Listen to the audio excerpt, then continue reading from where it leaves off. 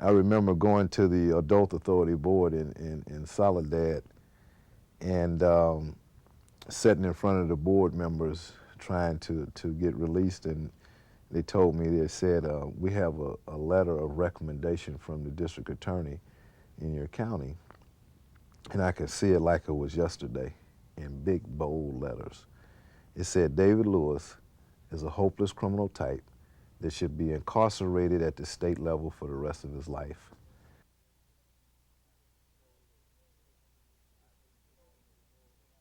I'd been told at 16, 15, 16 years old that I'd be in San Quentin before I was 21. You know, so it was a real dim forecast that had been projected for me.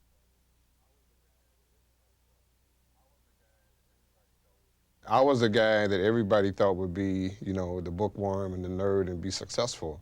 But I was also the guy that nobody thought would do anything wrong. I used to hide crack cocaine from myself and say, I'm not gonna smoke this today. That resolve lasted as long as that last piece of crack lasted. And the next thing you know, I was in there breaking the drawer down, getting it out, and smoking it up. And you couldn't stop. I never could stop.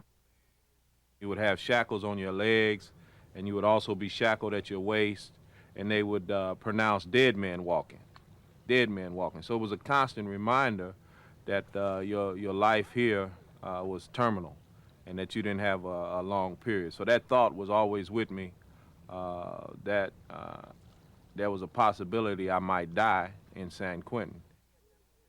I guess for me at that particular time, I had just really accepted the lifestyle that I had lived or that I was living. It was just gonna be a continuous thing. Why don't somebody just really get hip to me, you know, and put me out of my misery, either kill me or just throw away the key, because this is ridiculous. I'm mind myself and everybody else with this game that we're playing.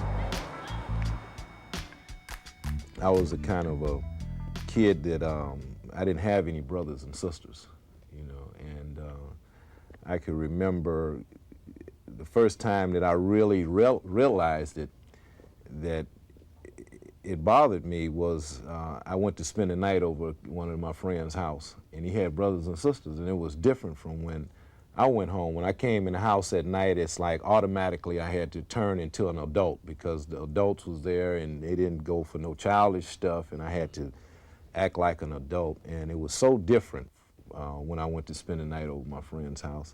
My mother had 8 brothers and 7 sisters and a huge family and big family reunions. And so I had all these aunts and uncles, and I had just a multitude of cousins. But I always wanted a brother or sister. My early childhood was a little different than both of yours. I'm the second of 9 children that my mother and father had, born and raised in Danville, Illinois, a little small town, about 125 miles south of Chicago.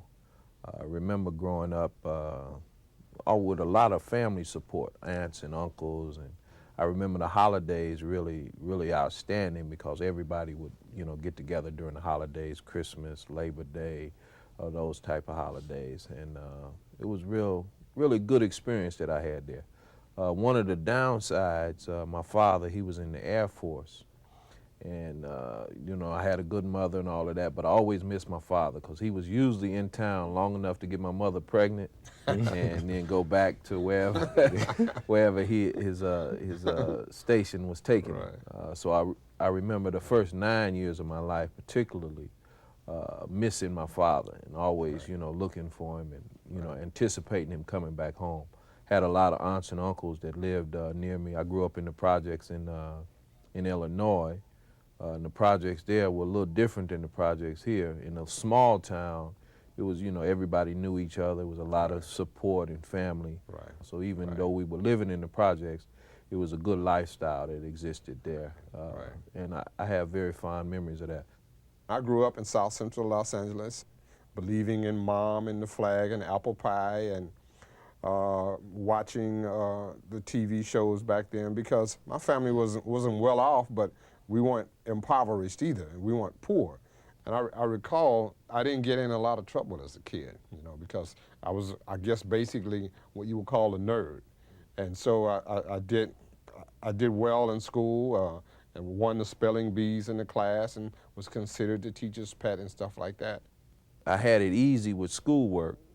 Schoolwork was easy for me, so I didn't have trouble with math and science and reading. Just like you guys talk about the spelling bees and stuff, I would shun away from that kind of stuff. I would try to get away because I didn't want to participate, because I couldn't, it was like a broken record. I could get to a point and then it just wouldn't go through. It would just get to that point and click like that. And as a result of that, I gravitated towards people that didn't expect that of me. They expected me to be able to fight. They expected me to be able to start participating in some criminal activity. The African-American male wasn't really expected to achieve, but in certain arenas. You know, I was aware of this as a young boy growing up, that they expected you to be able to play basketball and football and even baseball. But if you were able to do well academically, you didn't get recognition, you didn't get encouragement in that arena, you know, and you would even get discouraged. So I had a disgust for the establishment because I didn't see fairness coming from them. And when I didn't see fairness, then eventually it made me not want to participate in the process that I knew wasn't going to come out in my favor even if I did well. So eventually what it did, it turned me off to that system, and I looked for other ways where I could be acceptable without belittling myself, because I also was the kind of person where I couldn't kiss your behind. You know, I couldn't kiss my daddy's, mother's, brothers, sisters. I couldn't kiss somebody else's behind to be accepted. Mm-hmm. Something in my gut, I guess, that still made me want to succeed, and I was trying to find things to do that didn't involve reading or writing or spelling and all of that kind of stuff. And sports came into play. Sure. I learned at that particular time that, and it's something that I practice or anything, but I had a real gift for fighting. And for some reason or another, I guess that's just, you know, in our society as males, it's like when you can be physical like that, nothing else matters. And I remember when my father would take me to Fisherman's Wharf, and he would put a nickel in that binocular thing out there, and he would make me look at Alcatraz, and he used to tell me, see, you're gonna wind up there if you don't get a handle on yourself and don't get an education. That's where you're gonna wind up.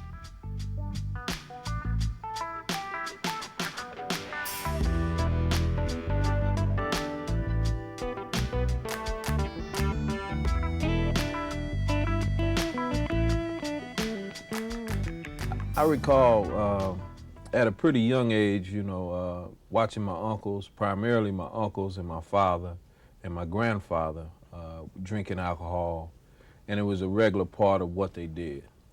And growing up with an older brother and an older uncle who was relatively close to my age, he was 7 years older than me, so he related with me pretty well. I always knew that at some point I would be expected to use alcohol once I got of age. I found alcohol, I think I was about 12. And I took the nerve, I got enough courage in me to take a drink by myself, see? Because first it was like, you know, my father drank and I would drink a little of his beer and we'd be on a fish bank or something like that. But for some reason or another for me to take that first drink, to make a conscious decision to take a drink myself. And I took a drink, and it was some kitchen wine that my mother had in there. It changed it the way that I felt. Now I had drank White Lightning and stuff when I was kids, but it was like it was somebody else and was responsible for it. But I made a conscious decision to take a drink. I was 12. and it changed it, all of that, right?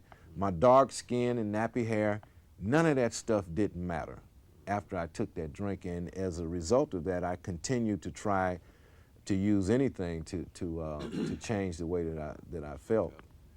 When I first actually experienced drinking alcohol, I remember it was one evening, it was a school night, and I was supposed to be in at a certain time.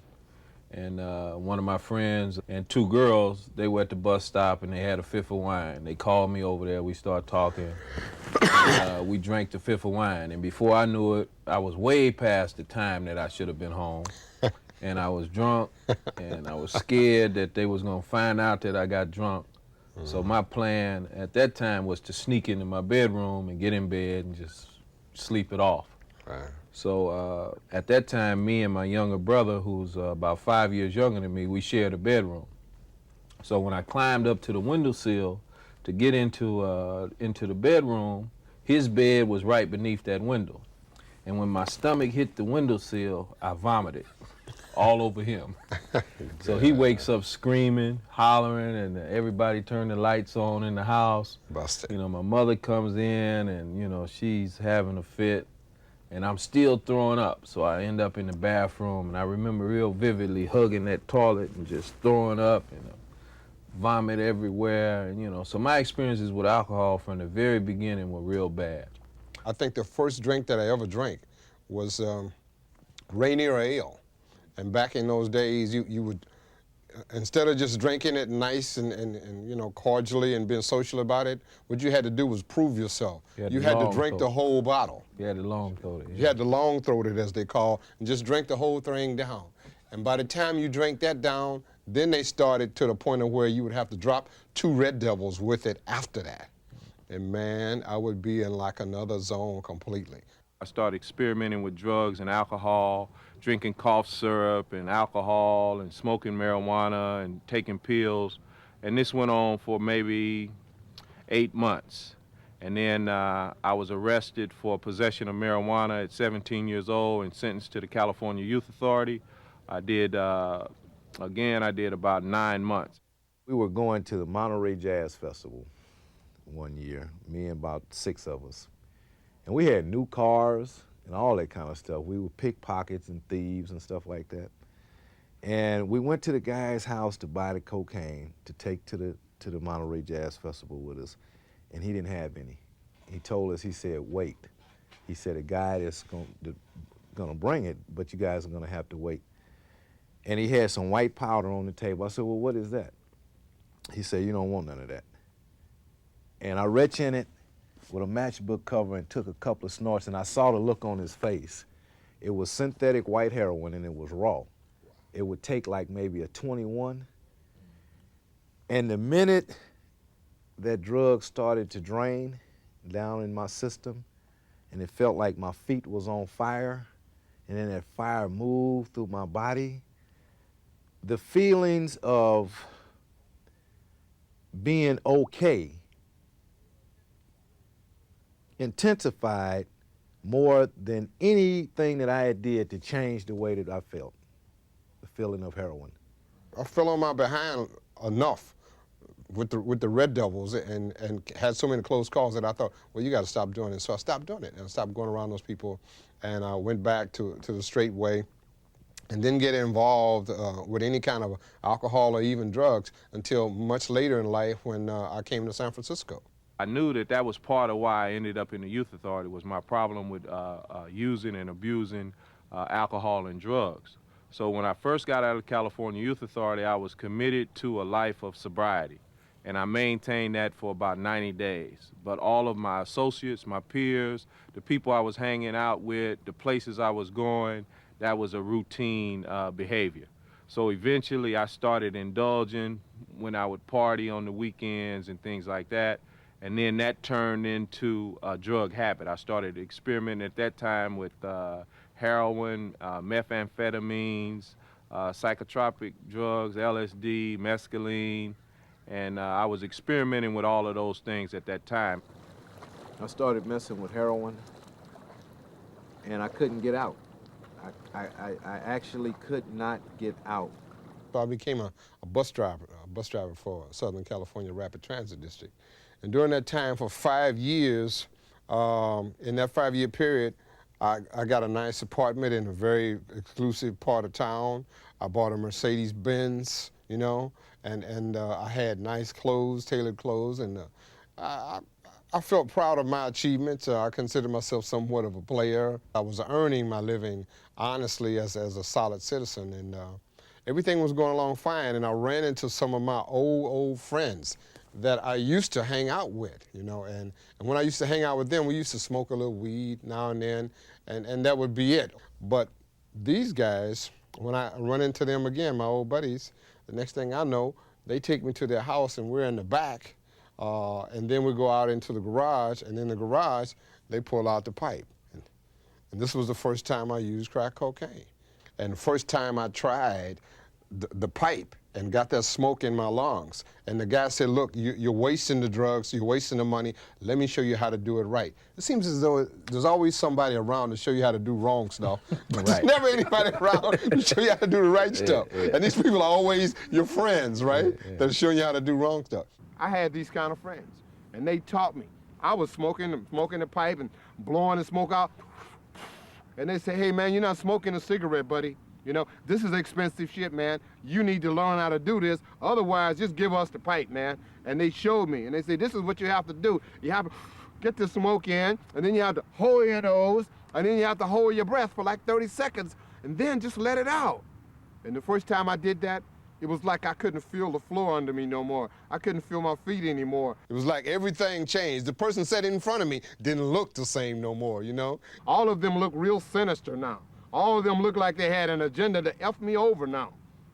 But I stayed there with them because I wanted that feeling again. It was a strange feeling because it showed me I had no control over it. And I thought to myself, in my mind, you know, that part of me that's looking at my behavior, it said, this stuff is from hell. You know, this is bad shit, leave it alone. But I didn't leave it alone because it felt so good, I wanted another hit. And I took another hit, and another hit, and another hit. And next thing you know, I'm calling in. I'm sitting there in my uniform, right? I'm supposed to be going to work the next morning. The night has passed, the morning is here, and I call in and I put myself on the sick list because I had all this sick time accumulated from 5 years of perfect attendance. And they put me on the sick list. And I called in one day to put myself on the sick list, and the manager of the division came on the line, and he said, Abdul, you need to come in so I could talk to you. I said, okay, I'll be in tomorrow when I'm off the sick list. He said, no, you need to come in now, you know, because your job is on the line. Man, you should have seen me. Taking a shower, you know, doing eye drops and everything else, trying to get myself together, trying to calm down, sitting in a tub of water, trying to, you know, because I was hyped off of the cocaine. Sweat was pouring off of me and everything. So I calmed myself down enough to go in. And I went in and he told me, he said, one more time on the sick list and you will be terminated for excessive absenteeism. Says, no, you have a perfect record, and you have perfect attendance until you start going sick. He said, I think you're using drugs myself. I think you ought to get in a program. We have an employee assistance program here, and you ought to get in it because your job is on the line and you've been a good guy and you know you shouldn't be doing this shit. Now get out of my office because if you come in here one more time like this, you're fired. You know what? The next time I got high, I didn't even think about what he said. By the time I took that second hit, he went completely out of my mind. The job went out of my mind. Everything just completely went out of my mind except for getting that next hit, and I did it. And next thing I know, I got the notice in the mail that I was terminated.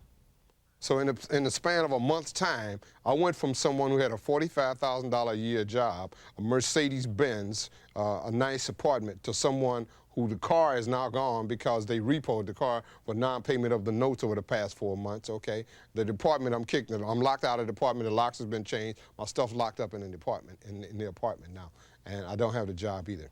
And here I am down trying to get on welfare. I went to my mom. She empathized, she sympathized, she cried, she prayed, you know. She gave me money. I went and got high with it, all that other stuff. 2 months in her house. Next thing I know, I'm coming through the back door, and my mother says, how you doing, son? I'm trying to sneak back in the back door with some cocaine, because I'm going to go in the bedroom, you know, that I was raised in. and actually used cocaine. And my mother saw me, and she stopped me, and she said, you have a problem. You need to get help. I've been praying for you, but it hasn't worked, you know. You need to get help. Look at you. Go look in the mirror. I didn't like what I could be a drug addict, but I couldn't be my mother's boy in front of her, and it hurt like that. So I left my mother's house and I went to the mission in downtown Los Angeles. And it felt very bad to sit in the mission and let them give me my food. But for 2 years, I stayed there homeless, smoking crack, chasing smoke, unable to stop. I turned my will and my life over to the care of heroin and didn't care about anything else. I'm talking about there was nothing that could stop me, or sure, I tried to participate and act like, or to a certain extent be involved in some stuff that didn't have anything to do with dope, but ultimately my thinking got to a place where I used whatever or whoever to participate so that I could be participated in the use of heroin. I realized 3 things about the drug in me. Number one, once I started using it, I was not able to stop using it at any time at all until there was no more left. And number 2, once I began to use it, I realized that I had no control over how much money I spent on it. And number 3, I could be confronted with the deterioration of my health by looking in the mirror and seeing that now I got these sags in my face and on my eyes, and I got bags and stuff, and I've lost about 12 pounds in the last 2 weeks. And guess what? I could still see that and continue to use drugs all the time.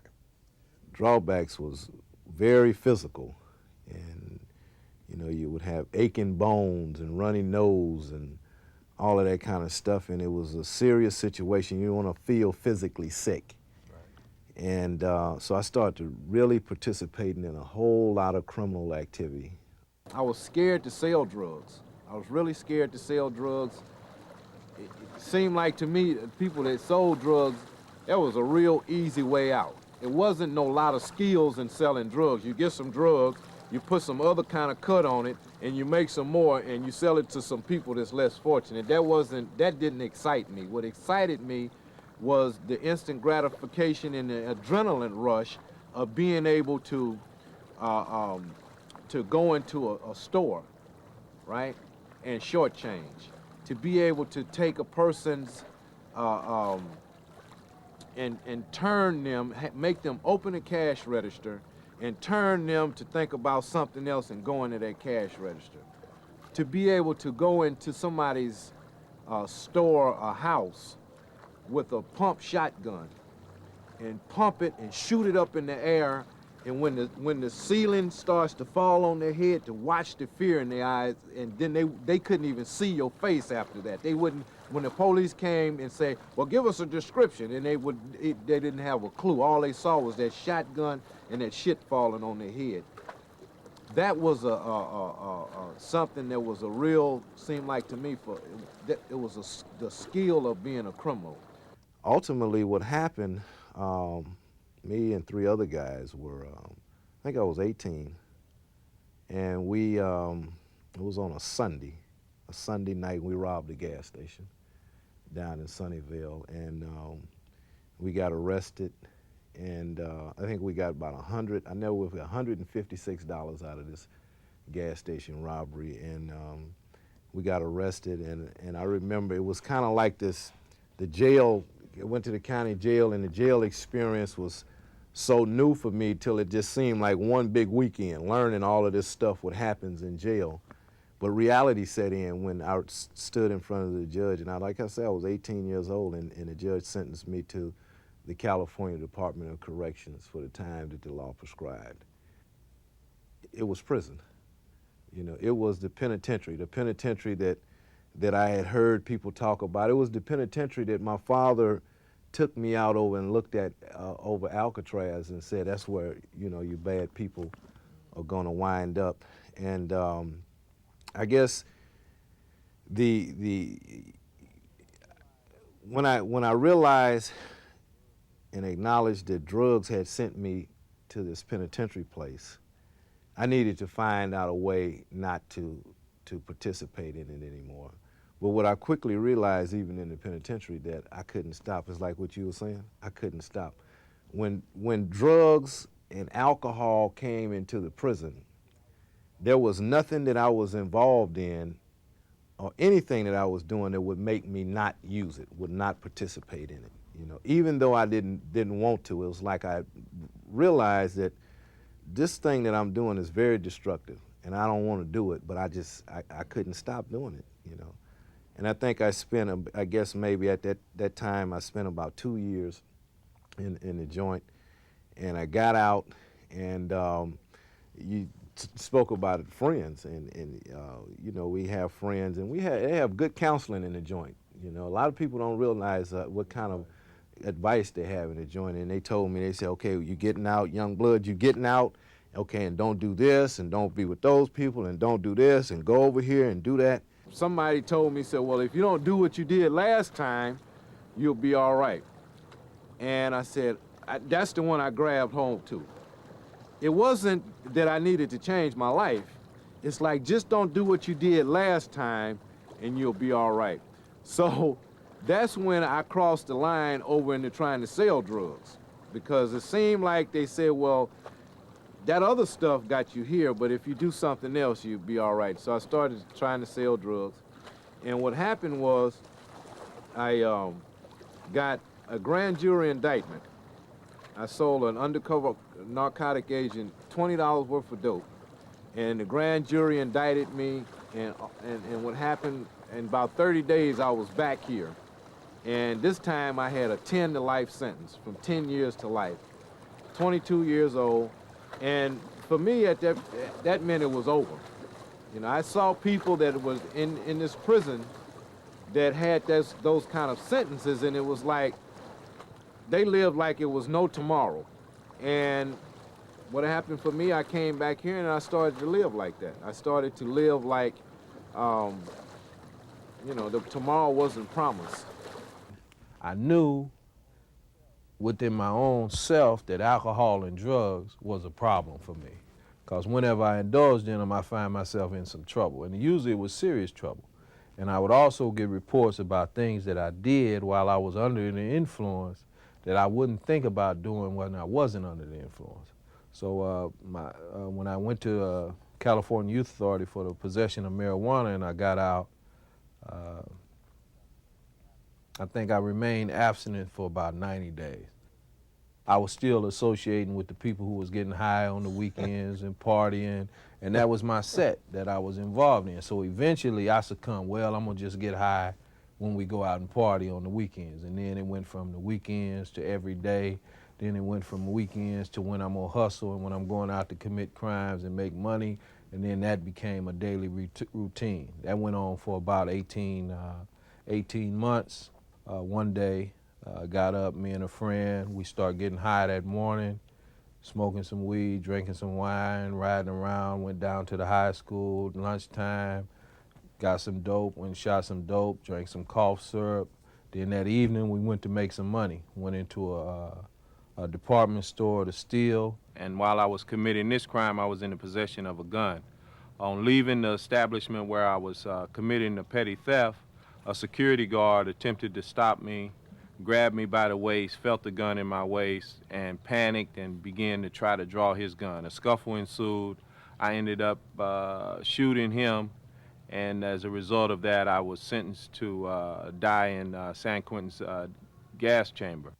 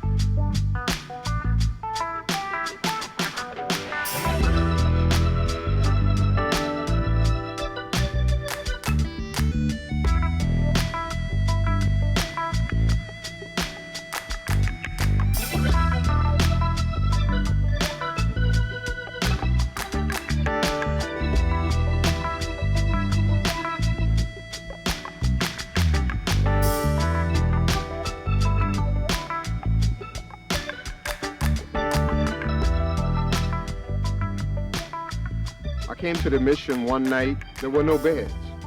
And so I fell asleep on the sidewalk there. They had tried to wake me up when it was time to go in and get a bed. I was laying there in the line with the other people, but they couldn't wake me up. So they called an ambulance, and I was in the hospital when I woke up. And the doctor told me my vital signs were so low, and it had something to do with my blood pressure going too low or something like that, and that I was close to dying. It might sound very insane to hear a person say this, but I got comfortable in jail, and it was an easier, softer way. I didn't have to worry about where I was going to be, how I was going to be fed. I didn't have to worry about paying the rent. I didn't have to worry about how who was going to put a deposit down on the light bills. 60% of me was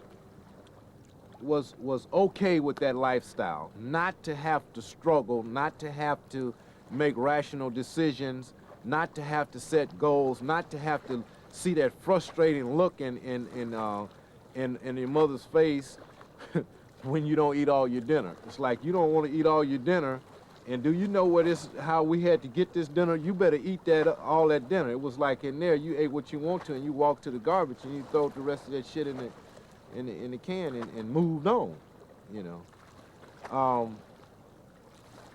So that became, like I said, that kind of lifestyle became something that I really kind of gravitated towards. And then what intensified it for me was the use of heroin, because if I wanted to at that particular time do something different, the heroin kept me stuck in that situation. I'm talking about seriously stuck. I thought about times where I might want to stop using, but when I thought about those times that I might want to stop using, it's like, well, what else would I do? A big crisis in my life really was the factor for change. Me being faced with death, ending up on death row, knowing that I couldn't stay the way I was inside, caused me to seek help. It also was a time for self-reflection, a great deal of remorse on my part in having caused that family to suffer, and also to cause my own family to suffer, my mother, my father, my brothers and sisters, you know, the pain that I caused for them, in addition to the pain that I caused for the individual's family whose life I had taken. There was a great deal of emphasis on self-reform, on accountability for one's behavior, taking a moral posture in life, and those ideas were very helpful to me during that period. I was here in San Quentin, and I called home one day, and I had a son, and he was probably 15, 16 at the time, and I'd asked my mother, and I said, well, at first she used to try to hide it from me, and he lived with my mother, and I asked, I said, how's Sonny doing? She said, well, you know, he's okay, but then it started to be a problem, and she started telling me what was going on. And the thought of me being in prison, and I saw this happen, the thought of me being in prison and having to go down to R&R and get my son and probably get him and put him in the cell with me and to try to teach him how to survive there was, I mean, that was terrifying for me, because I saw people that happened to where my friends were here and their sons came, and to have to teach them how to survive in this system was terrifying. I remember getting on my knees in that cell and saying, man, God, I don't want to live like, I don't want to feel like this no more. I don't want to live like this no more. And I knew nothing about change.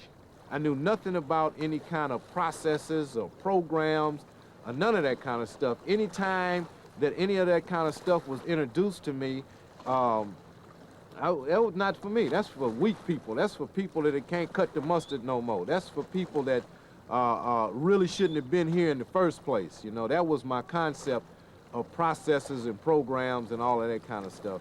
And I guess far too many times I had saw people that went into some form of recovery, whether it was church or drug and alcohol recovery or just even going to school. So many times they fell back into the same old pattern or the same old behavior, and it was like, why go through it? I got in the program, and I was in the program 3 days, and I went back out on another run, one more run. You know, I'm young, I can handle it. One more run. I went back, got in the program, stayed clean 8 days, and went back out again. I went back out this time, though I was just walking around. After being in the program for 8 days, I'm neat and clean again. I've gained some weight back. Everybody is happy to see me in the program. The people I know in the mission, they're happy to see me. And I'm feeling good. And I'm walking around in my old stomping grounds, and there are people getting high. And some girl walks by. Hey, what's up, Abdul? Come on, man, come on, you know. She just grabbed my hand, pulled me down the alley with her. She started smoking, and she handed the pipe to me, and I pushed it back. And she knew what to do, right? What she did was she filled her mouth with smoke from the pipe and pushed me up against the wall and kissed me and put her tongue in my mouth. And when the smoke went in my mouth, it wasn't a sexual high that I got. It was high from the cocaine. And then, after that, I took the pipe from her, you know, and the drugs. And she followed me around the rest of the day trying to get some of it. And I'd give her a little piece and let her smoke it. But I just took the drugs. I thought that was a payment to her for taking me off of my sobriety. While I was on San Quentin's death row, there was a case that was in the United States Supreme Court, and they were trying the case on the issue of the cruel and unusual punishment. And they said that the type of treatment that individuals received on death row in the United States, it was declared cruel and unusual punishment in 1972. I believe it was May of 1972, maybe April or something like that. And the death penalty was declared unconstitutional at that time. There were 106 people on death row in California. All of those individuals, their sentence was changed from death to life, depending on the nature of their crime. Some of them were life with possibility of parole. Some, their sentence was changed to life without possibility. I was an individual whose sentence was changed to life with the possibility of parole, and I was eligible for parole in 7 years. So I began at that time to become hopeful. I had again been smoking crack for a couple of days and was tired, and I stumbled in this Five and Dime, hoping to just drink some water from the fountain. And so I walked in, and a lady, an elderly woman, just sort of touched me on the arm, and she says, "Sonny, come here a minute. Help Mother to get her little money order together here." And she handed me a money order. And this woman, when I looked at her when she handed me the money order, it seemed to me that she had my grandmother's eyes. And there was a battle that took place right there at that moment. And the battle was between my crack cocaine mind and all of the admonitions and the spirituality and the goodness that I had been raised with as a child. They battle, you know, good over evil right here. And the result was that I was thinking about taking this money order because it was $400. And she was just an elderly woman, like I said, about my grandmother's age. All I had to do was take it and run. It was a blank money order, and she was asking me to help her fill it out. I guess she couldn't read or write very well. But I looked at her, and one mind said, "Take it and run," and the other mind said, "No, don't stoop this low, because if you do this, it's totally, you're already at your bottom now. Don't go any lower than this." And so I filled the money order out for her, and I handed it back to her, and I walked out of that 5 and 10, and I went back to the mission, and I got back in the program. I got out, I think, in December. And I guess I've been about 10 days I had been out. And my disease had really progressed to a place where not only was I just doing heroin, I was smoking crack and drinking alcohol and just anything to change the way that I felt. I was under a bridge in East Palo Alto I still had on state issue. And I had an outfit in my arm, and I had started smoking crack at that time, and a crack pipe in my mouth, and trying to fill that hole up from that progression of my disease had called for more and more and more. And the parole officer came under there, and it was a woman. And she pointed a gun at me, and all of a sudden, and it was a part of me was like, yeah, blow my goddamn brains out. You know, it was a big part of me that was just like, just blow my brain, take me out of my misery. And she dropped the gun like this, and she looked me in my eyes, and she blew my brains out. Because she told me, for the first time in my entire life, somebody ever really looked at me with sincerity, and I felt some concern, that she had some concern, and she said, David, you have a drug problem. Nobody ever told me that. See, the messages that I got is that all of this other stuff, I couldn't read. I was too dark. I was too big. I was this. I was all of that kind of stuff. It was society. It was, she told me you, and I felt when she said you, she pointed at me, it was like, she punched me in the chest. It was like, you have a drug problem. And I couldn't even answer. I couldn't even say yes or no. I couldn't answer. All I did was kind of drop my head. And she said, I am going to help you. Do you want help? And I did like this here. I said, yeah. And that was probably the most healing and most humiliating thing that I have ever done in my life. At the same time, healing and humiliating.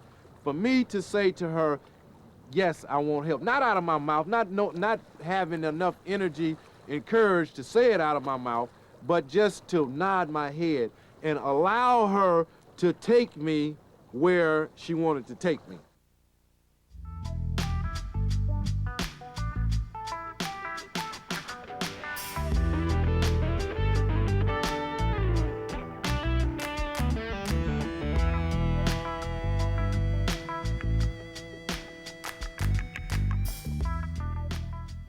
And I went into their recovery house, and the language was so different.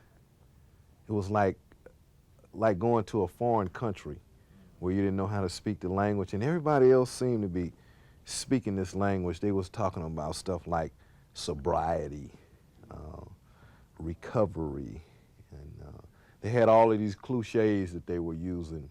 First things first, and let go and let God, and All right. and all of that kind of stuff. One day at a time. Yeah, one day at a time, and Keep coming back. keep coming back. It works if you work it. And I didn't have no concept of what that stuff meant. So I was released off of parole after about 3 years. They discharged me from parole. I had the drug test the first year. They had me drug testing maybe twice a month. About the first 6 months, I was drug testing twice a month.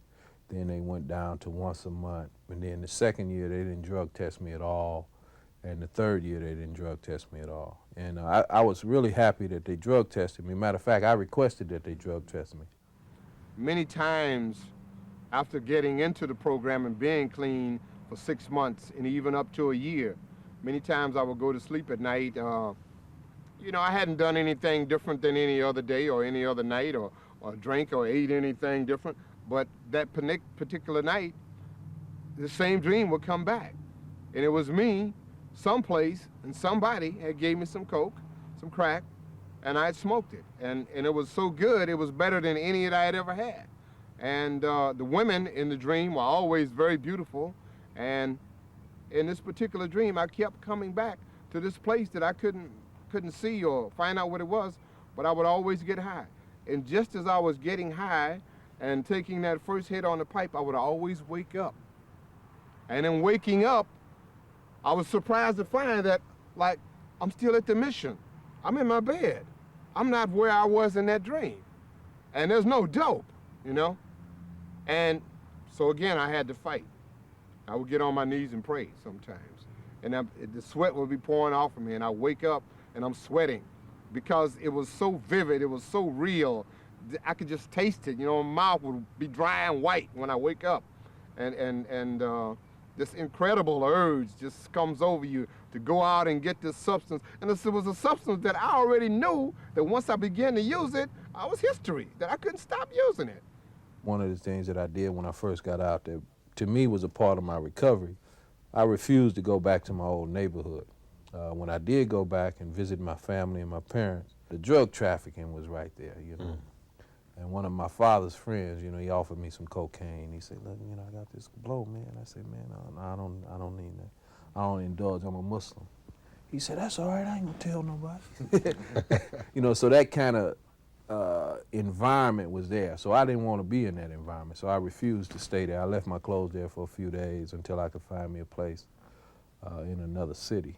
I didn't want to go back to the old environment because I'd already slipped in that environment. You know, my philosophy is, you know, you see an oil slick and you see cars wrecking and turning over and catching on fire. You know, the average fool think, well, I can control this vehicle. You know, I ain't gonna lose control. I know in that environment, if I had have stayed in that environment, eventually I would have lost control. So I look for another environment that I could create, that I could be in control of. And that was a real serious part of my recovery. I refused to go back to the old environment, the old associates, the old hangout, you know, the old so-called friends, you know, couldn't go back to it. And that worked for me.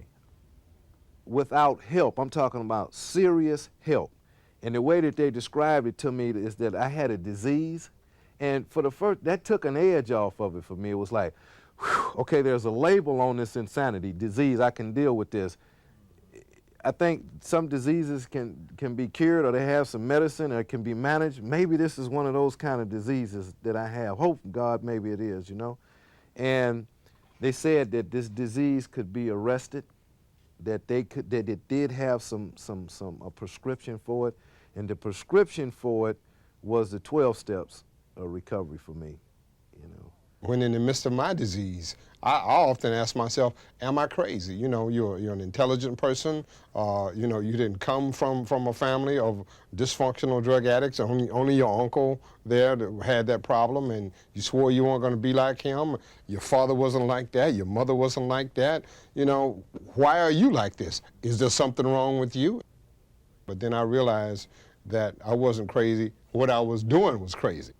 I feel much different than I did, say, for instance, 8 years ago.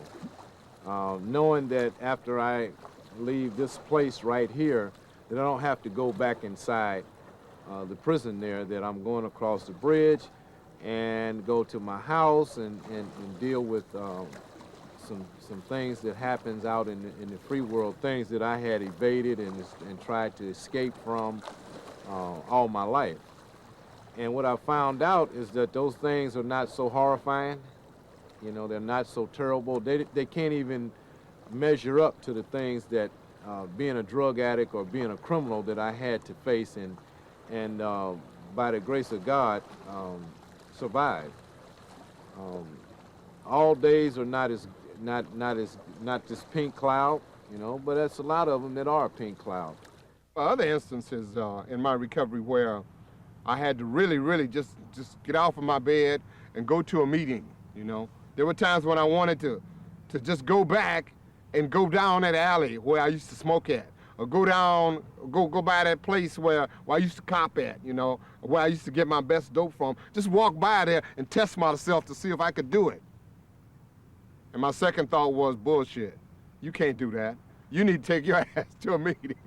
And I would go to a meeting somewhere, anywhere, you know. And as long as I got a chance to stand up and let it out and just say, my name is Abdul Majid and I'm a grateful recovering cocaine addict. And then I felt better again, you know. I feel like, oh, okay, I can make it, you know. It's like this gorilla that I had on my back. And when I walked into the doors of recovery, you guys took the gorilla off my back and locked him in a cage, and then took the key to the cage and started passing it among yourselves. Right? And every now and then, that gorilla will call over to me, especially when I'm out of town or I'm not in my environment, and they say, man, we ran together for 20-some years. We did everything together. Let's just have one party. No, mine said, boo, he said, open the door and let's just talk about it. Yeah. You know? And I have to remember that on a daily basis. So I go to meetings. I go to 12-step meetings. I go to therapy. I participate in a group of African American men where we do some real confrontive stuff. It's like we call each other on our behavior that can start to result in using drugs, because that's the primary purpose, is for us to not to use drugs, and we say that things get better. So if we see each other slipping, we will call each other on the stuff. What about this? What about that? And then be able to create some measures and some steps to alleviate whatever that problem is that could have a person to start using again. Being sober and not being addicted is more than just the absence of substance abuse. It involves a healthy sense of self-esteem. It involves restoring yourself back to where you were before you started using, and then moving on from there. It involves going back to the people who you lied to, who you stole from, who you deceived while you were in your addiction, and all those other things. So I've come to learn and come to value this thing that I call recovery, and I wouldn't give it away for nothing. I'm not an advocate of any one form of recovery as a means to treating the disease. Just like in medicine, they have different type of treatment. You know, they have sometimes it's pills, sometimes it's surgery, sometimes it's therapy, sometimes it's herbs. All of these things to treat the disease of addiction or whatever the disease might be. And the same thing is true of the process of recovery. You know, you have to find out what works for you. If herbs work for you, use herbal treatment. If it's going to meetings, if you need a meeting every day, go to a meeting every day. Me personally, I have to pray every day. If I don't pray, I feel myself getting a little off balance. Each person has to find their recovery, or find the things or the combination of things that works for them, that gets them there, that takes them, that protects them, that helps them to survive. But somehow you just got to realize that if you fall down, you can get up. This is what this whole lesson of life is, that once you fall down, you don't have to lay there and die. You can get up.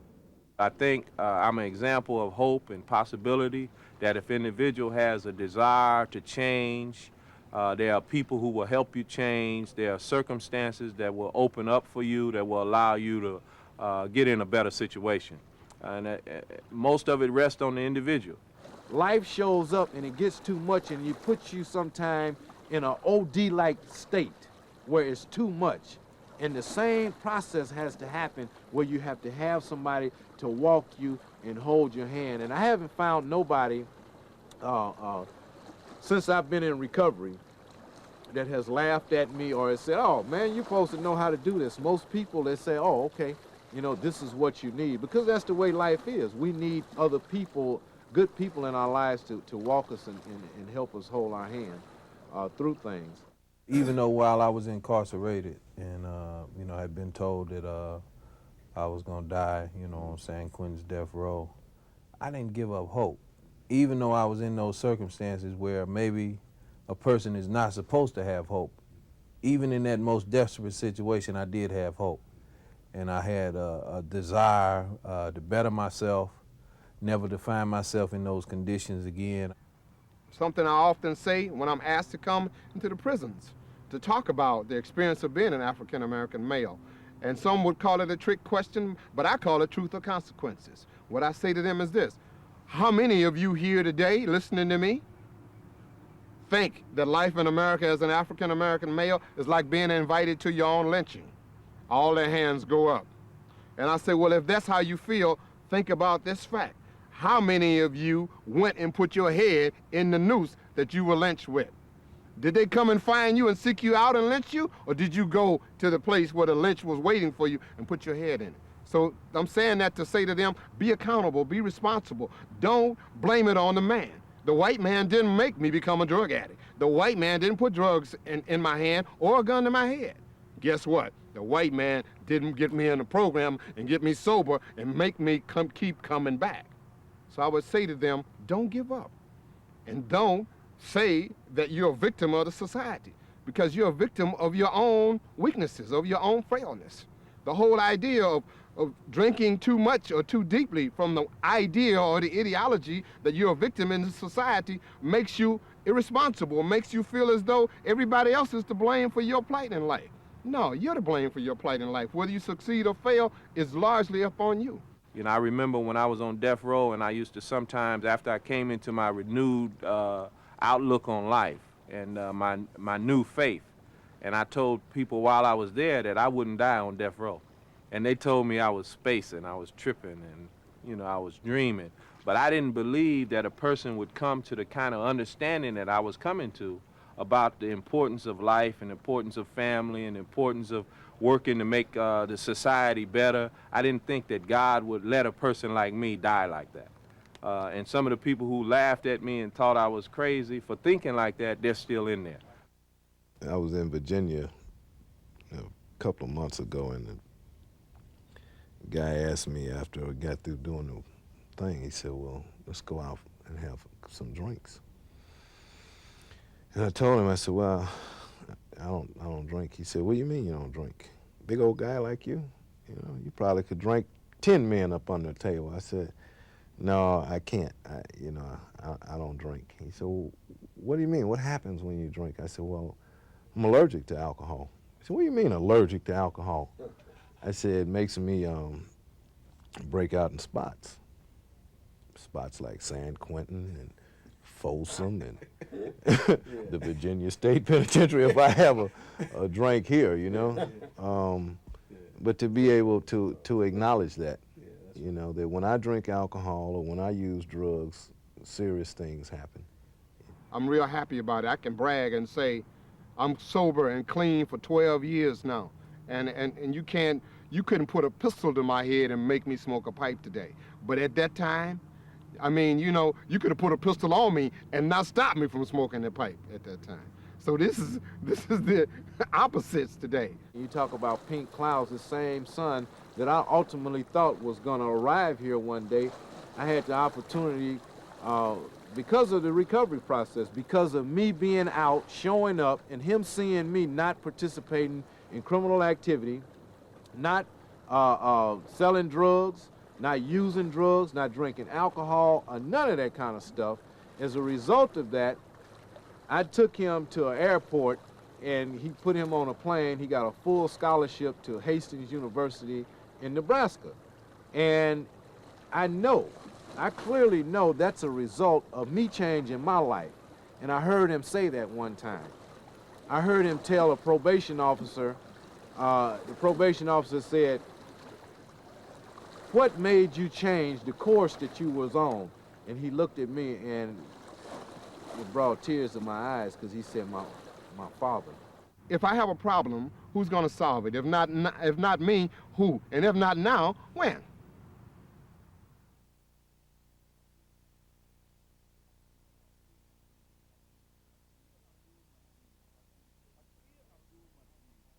Askia Abdul Majid has been free from drugs and alcohol for 13 years. In that time, he has gone from being homeless to owning his own home. For the last 7 years, he has been the Assistant Deputy Director of the California Department of Alcohol and Drug Programs. David Lewis has been free from drugs and alcohol and criminal activity for 8 years. He works in HIV education and prevention. He also conducts behavior modification seminars in correctional facilities, other organizations, and businesses across the country. Abu Qadir has been free from drugs and alcohol and criminal activity for 29 years. He is the director of the Alcohol and Drug Program for the Center on Juvenile and Criminal Justice. He is also the imam for a Muslim community center. These men chose to work in the social services field, but they want you to know that no matter what field you choose to work in or whatever your dreams are, they are attainable as long as you stay clean and sober. All it takes is a desire to change. If they can do it, so can you. Peace.